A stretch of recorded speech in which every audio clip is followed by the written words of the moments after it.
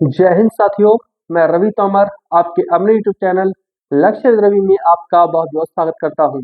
आशा करता हूं आप सभी अच्छे होंगे, स्वस्थ होंगे, तंदुरुस्त होंगे और बहुत अच्छे से पूरे जुनून के साथ अपने बोर्ड एग्जाम की तैयारी कर रहे होंगे। प्यारे बच्चों, बोर्ड एग्जाम की तारीख आपकी आ चुकी है। फरवरी में आपके एग्जाम स्टार्ट हो जाएंगे, तो आपके पास लगभग ये समझ लीजिए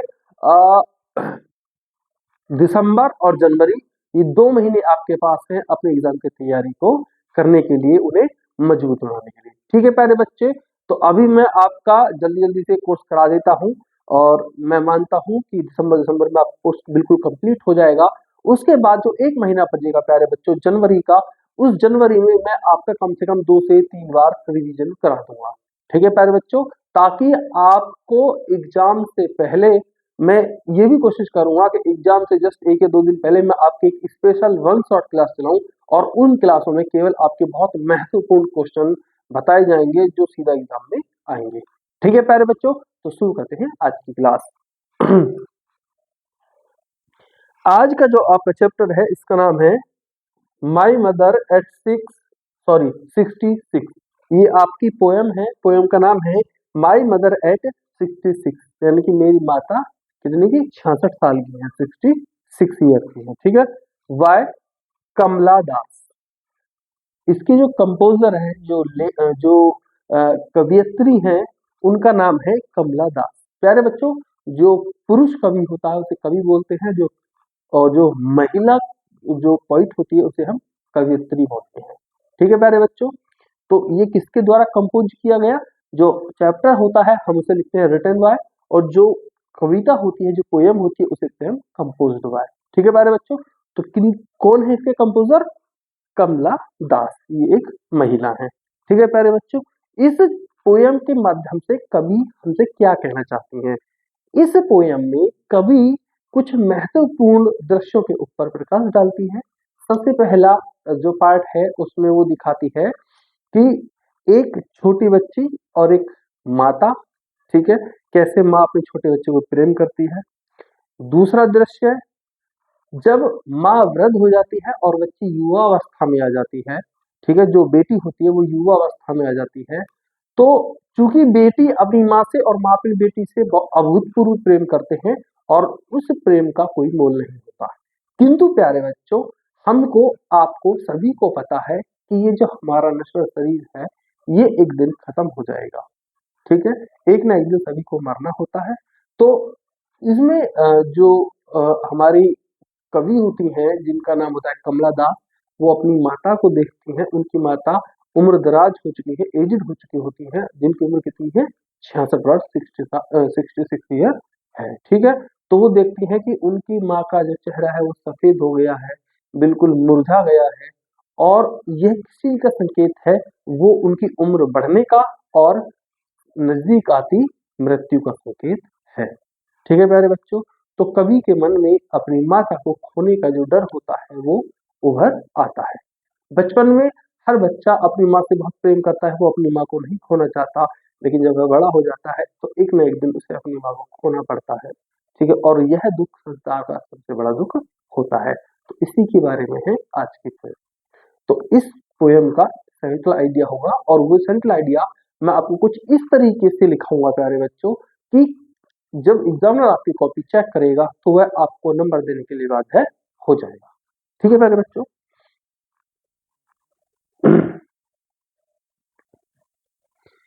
अब थोड़ा सा देख लेते हैं। देखिए प्यारे बच्चों, इसमें क्या है, एक लड़की आपको दिखाई दे रही है। ठीक है, ये आपको वुमेन दिखाई देगी। ठीक है, ये इनकी माता है जो अभी वृद्धावस्था में है, ये युवावस्था में है, ये वृद्धावस्था में है। ठीक है, इस फोटो में देखिए एक माँ अपनी जो बेटी जो कि किशोर अवस्था में उसे प्रेम कर रही है। ठीक है, इस इमेज को अच्छे से देखिए, एक माँ अपने छोटी सी बच्ची को प्रेम कर रही है। ठीक है, और इस इमेज में आपने देखा एक माँ अपने बच्चे को प्रेम कर रही है। ठीक है, जब बच्चा छोटा होता है तो माँ उसे प्रेम करती है, माँ तो सदैव ही उसे प्रेम करती है, लेकिन बच्चा जब छोटा होता है तो सिर्फ माँ अपने बच्चे का ध्यान रखती है, लेकिन जब बच्चा बड़ा हो जाता है तो ये बच्चे का फर्ज बनता है कि वह अपनी माँ और पिता दोनों का ध्यान रखें। ठीक है, आज का जो सेंट्रल आइडिया है इस पोएम का नाम है माई मदर एट 66 और इसकी जो कंपोजर है प्यारे बच्चों बाय कमला दास। ठीक है,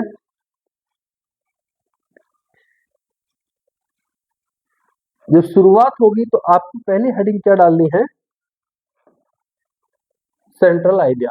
सीधा सीधा आपको सेंट्रल आइडिया लिखना है और उसके बाद आपको इसकी स्टोरी के बारे में बताना शुरू करना है। तो स्टोरी किस तरीके से है इसमें बताते हैं। My mother at 66 is a poignant poem by Indian poet Kamala Das. ठीक है, my mother at 66, my mother at 66 is a poignant, poignant होता है मार्मिक। ठीक है, मार्मिक पोएम कविता है और किसके द्वारा कंपोज की गई है, इंडियन पोइट भारतीय कवियत्री कमला दास। ठीक है, ये कमला दास के द्वारा कंपोज की गई कविता है, एक मार्मिक कविता है। पोइजनेट होता है मार्मिक, यानी कि जिसमें दुख का वर्णन किया गया हो, इमोशंस डाले गए हो। ठीक है, थोड़ा सैडनेस हो। तो माई मदर एट 66 किसके द्वारा लिखी गई है प्यारे बच्चों, कमला दास के द्वारा, और ये इंडियन पोएट है। ठीक है, एक्सप्लोरिंग, ये कविता एक्सप्लोर करती है, खोज करती है या बताती है, क्या बताती है, themes of ageing mortality. Themes यानी कि विषय वस्तु, और किस विषय वस्तु के बारे में, एजिंग यानी कि उम्र बढ़ना, मोर्टेलिटी यानी कि मृत्यु दर, एंड और द कॉम्प्लेक्सिटीज, कॉम्प्लेक्सिटीज होता है जटिलताएं, ऑफ पेरेंट चाइल्ड रिलेशनशिप, जो पेरेंट्स चाइल्ड यानी कि अभिभावक और उनके बच्चों के बीच में जो रिश्ता होता है उसकी जटिलताओं के ऊपर वर्णन करती है। ठीक है प्यारे बच्चों, फिर आप उसमें सेंट्रल आइडिया लिखने के बाद ये कंटिन्यूअसली हेडिंग आपकी चलती रहेंगी। आप उसमें लिखेंगे एजिंग एंड मोर्टेलिटी, यानी कि उम्र और मृत्यु दर, बढ़ती हुई उम्र और मृत्यु दर। द पॉइंट्स ऑब्जर्वेशन, पॉइंट यानी कि जो कवि होता है वो अवलोकन करता है ऑफ हर मदर्स फेस, अपनी माता के चेहरे का, वह अपनी माँ के चेहरे को देखकर अवलोकन करता है, which is described as ascent, ascent होता है राख, यानी कि वह बताता है कि उसकी माँ का चेहरा मुरझा गया है, राख की तरह हो गया है, and copse, and copse like, copse होता है प्यारे बच्चों डेड बॉडी, और बिल्कुल लगभग डेड हो गया है। सिंबलाइज, सिंबलाइज होता है प्यारे बच्चों प्रतीक। ठीक है, जो संकेत देता है, द अप्रोचिंग डेथ, जो कवि होते हैं उनकी माँ का जो चेहरा होता है वो राख की तरह हो गया होता है और थोड़ा सा मतलब एक तरीके से मुरझा गया है, जैसे कि डेड बॉडी का मुरझा जाता है, और वह किस चीज का संकेत देता है, अप्रोचिंग डेथ, पास आती हुई मौत का, and the process of ageing, और बढ़ती हुई उम्र का। प्यारे बच्चों, जब हम और आप भी एक समय पर वृद्ध हो जाएंगे, ठीक है, तो हमारा चेहरा जो आज के समय में आपका चेहरा जो इतना सुंदर है भी, हमारा तो है नहीं, जैसा है काला पीला ऐसा ही है। ठीक है, लेकिन ये भी एक दिन क्या होगा, जब हम 50, 55, 60 वर्ष की उम्र पार करेंगे तो यह भी एकदम से बिल्कुल क्या होगा, सिकुड़ जाएगा, बहुत ज्यादा मुरझा जाएगा। ठीक है, तो वो जो चेहरा मुरझाता है वो किसका संकेत होता है, उम्र बढ़ने का और पास आती हुई मृत्यु का। ठीक है, नेक्स्ट हेडिंग है फियर ऑफ लॉस, खोने का डर। द पोएम कैप्चर्स, जो पोएम है वो कवर करती है या बताती है, द यूनिवर्सल फियर, सार्वभौमिक डर, सार्वभौमिक मतलब पूरे संसार का जो डर होता है, और पूरे संसार में सिर्फ एक ही डर होता है, ऑफ लूजिंग लव्ड वंस, यानी कि किसी अपने को, प्रिय को, कोई अपना प्रिय बहुत खास होता है, उसके खोने का जो डर होता है उसके बारे में ये पोयम हमें बताती है। द पोइट्स चाइल्डहुड, जो कवि है, जो कवियत्री है, कौन है? कमला दास। कमला दास के बचपन का डर, चाइल्डहुड फ्रेंड, बचपन का डर ऑफ लूजिंग हर मदर, अपनी माता को खोने का उनका बचपन का डर रिसर्फेस है, वह दोबारा से उभर आता है। ठीक है, यानी कि बचपन में जो कवि होती है वो अपनी माँ को खोने से बहुत डरती है, लेकिन जब वह बड़ी होती है तो एक बार फिर से उनका वो डर उभर आता है, अपनी माँ को वृद्ध देखकर, ये देखकर कि मेरी माता वृद्ध हो गई है, उनका चेहरा एकदम मुरझा गया है। ठीक है, देखिए ऐसा हो जाता है प्यारे बच्चों। अब वृद्धावस्था में इस चेहरे में अलग चमक रहती है, लेकिन जब वृद्धावस्था आ जाती है तो वो थोड़ा सा मुरझा जाता है। ठीक है, देखिए कितना ज्यादा मतलब चेहरे पर झुर्रियां आ गई है, लेकिन यंग, जब वो यंग रही होंगी तो कुछ ऐसी रही होंगी, और जब वृद्धावस्था होती है तो ये हाल हो जाता है। ये एक दिन मेरा भी होना है, आपका होना है, सभी का होना है। ठीक है प्यारे बच्चों, तो जो नेक्स्ट हेडिंग है, याद रखिए आप, ज्यादा स्लाइड नहीं है, ये अधिकतर इमेज ली है मैंने, केवल 3 स्लाइडों में, और मैंने कुछ इस तरीके से लिखाया गया है, आपको एग्जामिनर पूरे पूरे अंक देगा इसमें। नेक्स्ट हेडिंग है contrast between youth and as.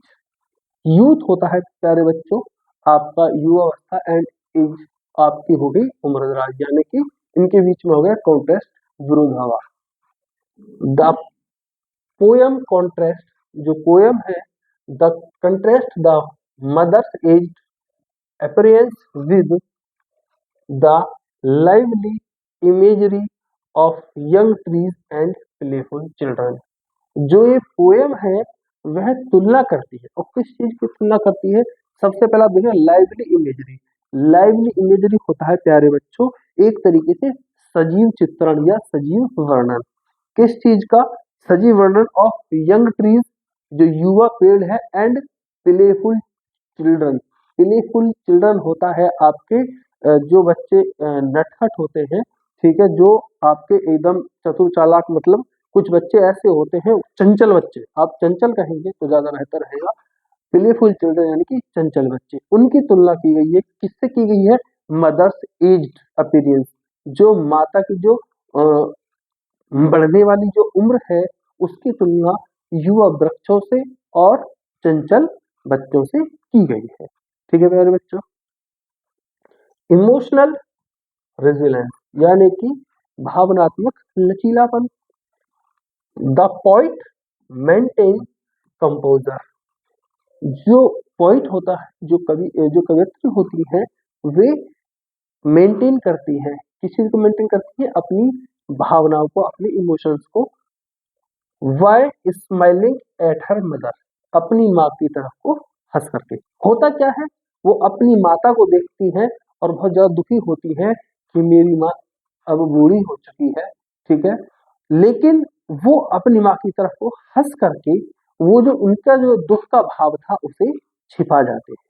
ठीक है, रिफ्लेक्टिंग द ह्यूमन टेंडेंसी। ठीक है, पोइट क्या करते हैं? मेंटेन कंपोजर, वो अपनी भावनाओं को मेंटेन करते हैं bye smiling at her mother, अपनी माता की तरफ को हंस करके। Reflecting the human tendency, reflect दर्शाता है ह्यूमन टेंडेंसी, मानव की प्रवृत्ति को। टू हाइड डीप इमोशंस, जो हमारे गहरी जो भावनाएं होती है, जो गहरी भावनाएं होती है, जो डीप इमोशंस होते हैं, उन्हें हाइड करना, छुपाना।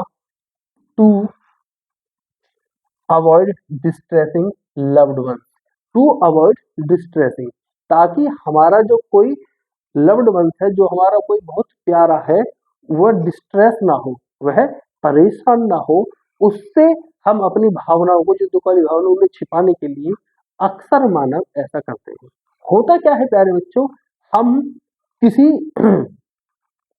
जब सपोज करो हम दुखी हैं, लेकिन हम ये नहीं चाहेंगे कि यार हमारी माता हमें दुखी देखे, तो जब हमारी माँ हमारी तरफ देखेंगे तो हम हंस देंगे। ठीक है, झूठे की हंस देंगे ताकि हम अपना गम छुपा सके। ठीक है प्यारे बच्चों, और यही मानव की प्रवृत्ति है, वह अपने दुख को, अपने इमोशंस को जो उसके डीप इमोशंस होते हैं उन्हें हंसकर अंदर दबा देता है, ताकि कोई उसको दुखी देखकर और कोई दुखी ना हो। ठीक है प्यारे बच्चों, आज की आपकी लास्ट हेडिंग है सीधे सीधी फिगर ऑफ स्पीच। हर पोएम में आपका फिगर ऑफ स्पीच जरूर मिलेगा। ठीक है, भाषा के अलंकार। तो पहला है मेटाफर। इसमें मेटाफर फिगर ऑफ स्पीच आया हुआ है। मेटाफर फिगर ऑफ स्पीच आया हुआ है। कंपेयरिंग, तुलना करना, द मदर्स फेस, जो माँ का जो चेहरा होता है उसकी तुलना करता है, टू ए क्लियर्ड लैंडस्केप, एक साफ दृश्य से। ठीक है प्यारे बच्चों। सेकंड है इसमें आपका सिमली। सिमली में क्या है, like a late winter's moon. Late winter's moon यानी कि सर्दियों का जो देवी वाला जो चांद होता है उसकी तुलना करता है, to describe the mother's beauty, और उससे वह किसकी तुलना करता है, अपनी माता की सुंदरता की। ठीक है प्यारे बच्चों, तो ये आपके दो इसमें फिगर ऑफ स्पीच है, मेटाफर एंड सिमली। जब आप इसको लिख के आएंगे ना 101%, 4 नंबर का आता है, 1 नंबर आपको इस पे दे देगा, तुरंत दे देगा प्यारे बच्चों। मैंने इसी तरीके से कुछ इस तरीके से लिखवाया, 1 नंबर इस पे देगा। ठीक है, 2 नंबर का आपका ये हो गया और 1 नंबर का आपका ये हो गया। टोटल आपका 4 नंबर का हो गया है। ठीक है, सेंट्रल आइडिया। और इस तरीके से को ना किसी ने लिखवाया होगा ना किसी ने दिखाया होगा आपको। या आपने अभी तक जितने भी सेंट्रल आइडिया देखे होंगे किसी भी किताब में मिलेंगे तो वो एकदम बिल्कुल स्टोरी टाइप में मिल जाएंगे, सीधा एक कहानी सी लिख दी, खत्म। लेकिन नहीं, ठीक है, उसे तरीके से लिखना है, कैसे लिखना है मैंने आपको बता दिया है। ठीक है प्यारे बच्चों, जब आप इतना भी लिख देंगे ना, सेंट्रल आइडिया कुछ भी शुरू करना है, आप इसे इतना भी लिखेंगे तो इतने में ही आपके 1 नंबर कंफर्म हो जाएगा।